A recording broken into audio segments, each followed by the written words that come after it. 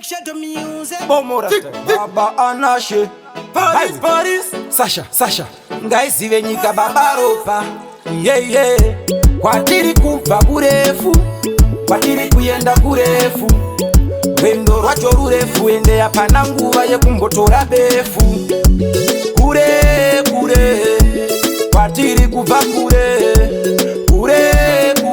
Kana kwatiri kuyenda futi kure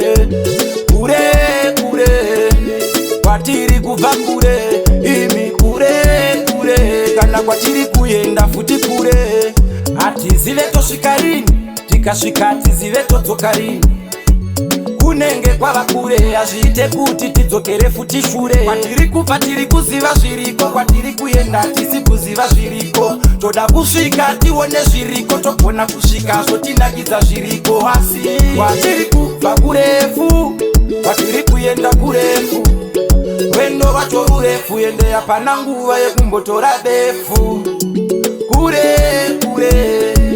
Kwatiri kuva kure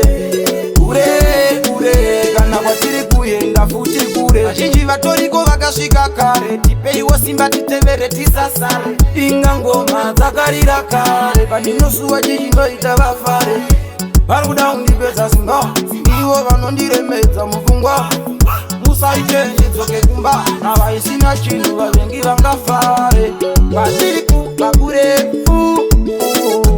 Samere Rwendo rwacho rurefu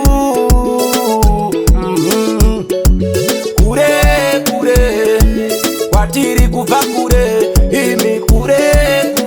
Kana kwatiri kuyenda futi kure Ati ziveto shikarini tikasvika ati ziveto dzokarini Kunenge kwava kure azviite kuti tidzokere futi shure Kwatiri kupa tiri kuziva zviriko Kwatiri kuyenda tisi kuziva zviriko Toda kusvika tione zviriko Togona kusvika zotinakidza zviriko Asi kwatiri kuva kurefu Kwatiri kuyenda kurefu Wendo rwacho rurefu Ende ya pananguva yekumbotora befu Kure Kwatiri kuva kure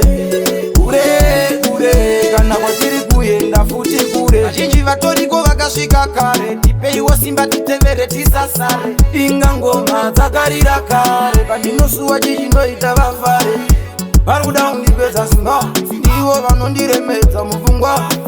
Musaite ndidzoke kumba Navaisina chinhu vavengi vangafara